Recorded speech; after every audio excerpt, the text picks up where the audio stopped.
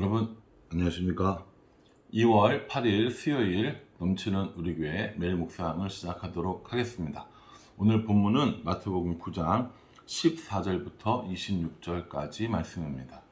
오늘 본문의 14절부터 17절은 사실은 어제 본문과 연관해서 보면 훨씬 더 좋을 것 같다는 생각을 했는데, 이렇게 따로 하루를 시차를 두고 묵상하려니까 좀 어색하기는 하다는 생각이 듭니다. 왜냐하면 어제 마지막 부분에 예수님께서 마태를 부르셨고, 마태를 부르시면서 의인을 찾으러 온 것이 아니라 죄인을 찾으러 오셨다라고 말씀해 주셨거든요. 그리고 그 이야기를 들으면서 요한의 제자들이 예수님에게 이야기를 하는 내용이 앞부분인 겁니다. 뉘앙스 혹은 문맥 혹은 뭐 맥락적으로 볼 때, 요한의 제자들이 뭔가 마음에 안 드는 게 있었나? 라는 생각을 저는 개인적으로 했습니다. 왜냐하면 요한의 제자들이 예수님에게 뭐라고 물어보냐면, 예수님, 우리와 바리새인들은 금식하는데 왜 당신들의 제자들은 금식을 하지 않습니까? 라고 물어보는 거거든요.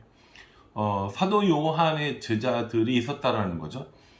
그 중에 일부는 요한과 야고보였습니다. 요한과 야고보는 그 뒤로 예수님을 따랐고, 나머지 이 세례 요한의 제자들이 여전히 존재했는데, 그 세례 요한의 제자들이 자신들과 바리새인들을 동일시 여기면서 이렇게 얘기하는 겁니다. 예수님, 우리와 바리새인들은 금식하는데 왜 예수님의 제자들은 금식을 안 합니까? 라고 물어보는 거거든요. 기본적으로 속죄일에는 사람들이 다 금식을 했고요. 바리새인은 그 외에도 이틀 정도, 일주일에 이틀 정도 더 금식을 했다고 합니다. 그러니 여기서 말하는 금식은 원래 율법에 기록되어 있는 속죄일의 금식이 아니라 나머지 날, 그러니까 바리새인들이 자기네들끼리 정해두었던 일주일에 2번 금식하는 그 금식을 말하는 겁니다. 그래서 예수님께서 이것에 대한 대답으로 뭐라고 얘기하시냐면, 15절에 혼인집 손님들이 신랑과 함께 있을 동안에 슬퍼할 수 있느냐? 그러나 신랑을 빼앗길 날이 이르리니 그때에는 금식할 것이니라 라고 말씀해 주고 계십니다. 지금은 결혼하는 날이고 결혼식 잔치가 있을 때이고 신랑과 함께 있기 때문에 금식할 필요가 없다라는 거죠. 여러분, 결혼식에 가서 금식하실 겁니까? 신랑이 함께 있는데 즐거워하는 것이 마땅한 것이죠. 그러나 그렇지 않고 신랑을 뺏길 때가 온다, 그때 금식해라 라고 말씀하시는 겁니다. 다시 말해서 지금은 예수님이 함께 계시기 때문에 예수님과 함께 시간을 보내고 예수님과 함께 즐거워하는 것이 맞지만, 얼마 있으면 예수님을 빼앗기게 되고 예수님이 십자가에서 죽으시고 너희를 떠날 터인데 그때는 금식하면서 하는 것이 맞다라고 말씀해 주시는 겁니다. 그러면서 예수님께서 2가지 비유를 해주세요. 하나는 16절에 나오는 생배 조각을 낡은 옷에 붙이는 자가 없나니, 새로운 그 옷 조각, 천 조각을 낡은 옷에 붙이지 않는다 라고 얘기하고요. 또 하나는 17절에 새 포도주를 낡은 가죽 부대에 넣지 아니하나니 이렇게 얘기합니다. 새 포도주를 낡은 그 포도 가죽 부대에 넣으면 그것이 이제 부풀어 올리면서 부대도, 그 가죽 부대도 버리고 포도주도 버리게 된다라고 말씀하고 있는 겁니다. 여러 가지 많은 것들로 그 해석을 할 수가 있고, 또 우리가 필요할 때마다 이렇게 여러 말씀으로 인용해서 쓰기도 하는데, 오늘 이 말씀은 따지고 보면 때와 상황에 맞는 행동을 우리에게 말씀해 주고 있는 겁니다. 세례 요한의 제자들이 왜 금식 안 합니까? 라고 하는 이 질문에 지금은 그럴 때가 아니라는 거죠. 그러나 나중에 분명히 그러한 때가 올 것이다 라고 말합니다.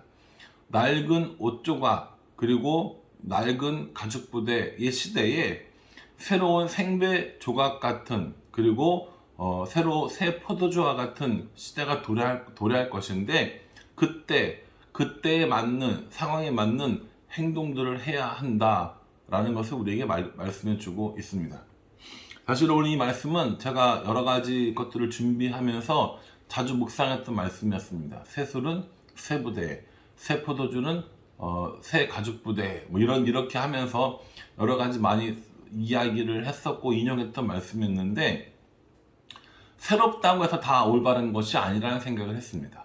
새로운 것은 언제나 옳고, 새로운 것은 언제나 신선하고, 새로운 것은 언제나 좋은 것이냐? 아니요. 예수님과 함께 하는 것이 더 좋은 겁니다. 새롭다고 또 새로운 것을 추구하는 인생이 아니라 예수님을 추구하고 예수님과 함께 있는, 신랑 되신 예수님과 함께 있는 것이 훨씬 더 중요하다라는 것을 우리에게 말씀해 주고 있다고 저는 오늘 묵상을 했습니다. 두 번째 나오는 사건은 한 사건 안에 두 인물이 동시에 공존한다고 보시면 됩니다. 예수님께서 이렇게 한참 말씀하고 계실 때 한 관리가 와서 자신의 딸이 죽게 되었으니 고쳐달라고 이야기를 합니다. 오늘 이 내용의 같은 본문을 마가복음과 또 누가복음에도 기록하고 있는데, 특별히 마가복음에서는 이 사람의 이름을 회당장 야이로라고 이야기를 하고 있습니다. 회당장이라고 하는 것은 그 당시 유대인들이 모이는 이 마을에 아주 중요한 곳이었는데, 거기서 성경을 읽기도 하고 또 회당을 관리도 하고 하는 여러 가지 역할을 하는 중요한 사람이었다고 합니다. 사람들에게 신망도 두터웠고 사람들에게 또 이렇게 칭찬을 받는 그런 자리이기도 했다는 거죠. 그런데 그 회당의 장인 야이로의 딸이 죽을 병에 걸린 겁니다. 야이로가 예수님께 달려와서 이렇게 얘기합니다. 예수님, 제 딸이 지금 죽게 되었으니 예수님 오셔서 저희 딸의 병을 낫게 해주세요 라고 이야기한 겁니다. 회당장이 쫓아와서 예수님 앞에 엎드렸고 예수님 앞에 그렇게 간구하는 말을 이야기하니까 사람들이 어떻게 했어요? 와, 이거 진짜 어떻게 되는 거지? 하고 궁금한 마음으로 이 야이로의 집으로 우르르 몰려가고 있는 중이었죠. 그때 혈루증을 앓고 있는 한 여인이 예수님 앞에 나와서 치유받는 이 과정이 거기 안에 포함되어 있는 겁니다. 예수님께서 제자들과 또 사람들과 함께 회당장 야이로의 집에 가고 있을 때 12회, 12년 동안 혈루증을 앓았던 여인을 만나게 된 거죠. 물론 이 여인은 혈루증, 다시 말해서 하혈을 하고 있는 병을 가지고 있었기 때문에 사람들을 만지거나 사람들 가까이 가면 안 됩니다. 왜냐하면 자신이 지금 병에 걸린 상태이기 때문에 부정한 상태이고, 이 부정한 상태에서 다른 사람을 만지면 그 만져짐을 당한 그 사람도 부정해지기 때문에 만지면 안 되는 거죠. 그래서 그런 것을 알고 있었기 때문에 예수님께 몰래 다가와서 예수님의 옷자락을 슬쩍 만지게 되는 겁니다. 예수님께서는 이렇게 이 여인이 자신을 만졌다는 것을 알고 그 믿음이 그 여인을 낫게 했다라고 그렇게 칭찬해 주시는 것을 볼 수 있습니다. 오늘 이 말씀도 사실은 이 마태복음에서는 굉장히 간단하게 나왔지만 마가복음이나 누가복음에는 조금 더 자세하고 길게 나왔던 것을 볼 수 있습니다. 그러니까 마태복음은 오늘 이 기적을 기록함에 있어서 다른 목적을 갖고 있다라고 하는 것이죠. 다시 한번 살펴보도록 하겠습니다. 그렇게 하고 나서 이제 회당장 야이로 집에 갔더니 피리 부는 자들과 떠드는 무리들이 있었다라고 얘기합니다. 피리 부는 자와 떠드는 자, 이 사람들은 뭐 하는 사람들입니까? 장례식을 치르는 사람들입니다. 전에 한번 말씀드렸는데 이 유대인들의 장례는 하루 만에 매장을 하고요. 그리고 나머지 7일 동안 잔치를 통해서 유로를 하거나 혹은 뭐 축하를 하거나 결혼식 같은 경우는 그렇게 벌어진다고 해요. 그러니 이 소녀가 죽자마자 이 소녀를 일단 매장을 하고 장례를 치르고 떠드는 사람들, 피리 부는 사람들, 뭐 애곡하는 사람들이 이렇게 있었겠죠. 예수님이 그 장례식장에 가서 이렇게 얘기하는 겁니다. 얘들아, 조용히 좀 해. 이 소녀는 지금 죽은 것이 아니라 자는 거야 라고 얘기합니다. 거기 있던 사람들이 다 비웃었을 겁니다. 거기 있던 사람들이 그게 뭐냐고 얘기했을 겁니다. 그때 예수님께서 이 소녀에게 이렇게 얘기하십니다. 소녀야, 일어나라. 우리 지금 이 마태복음에는 소녀야, 일어나라 라고 되어 있지만 마가복음에는 달리다 굼 이렇게 되어 있습니다. 달리다 굼은 무슨 뜻이냐면 소녀야, 일어나라 이런 뜻인데 이건 아람어거든요. 아람어로 엄마가 아이들을 깨울 때 쓰는 말입니다. 여러분, 아이들을 깨울 때 뭐라고 하시면서 아이들을 깨우세요? 야, 일어나. 일어나야지. 해가 중천에 떴어. 이렇게 하지 않습니까? 저희 어머니는 한 2번 깨우시다가 안 일어나면 이렇게 말씀했어요. 네 마음대로 해라. 학교를 가든지 말든지. 딱 이런 거거든요. 달리다 곰이라는 건 우리한테 되게 낯설지만 이 이스라엘 사람들에게 굉장히 익숙한 거예요. 얘야, 일어나야지. 잠에서 깨우는 엄마가 아이에게 해주는 말이라는 거죠. 예수님께서 그 아이에게, 그 소녀에게 이렇게 얘기하시는 겁니다. 달리다 굼. 그랬더니 어떻게 합니까? 그 아이가 일어나게 되었다는 겁니다. 그러면서 이 회당장의 아이로의 딸을 고치신 사건, 그리고 혈루증을 앓는 여인을 고치신 사건을 통하여서 어떤 일이 일어나느냐? 26절에 그 소문이 그 온 땅에 퍼지더라, 이렇게 말씀하고 있습니다.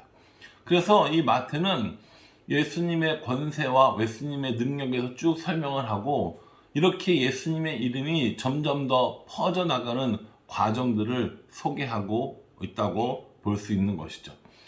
사랑하는 성도 여러분, 여러분들은 예수님의 이름을 부를 때, 혹은 예수님을 필요하다고 할 때가 어떤 때입니까?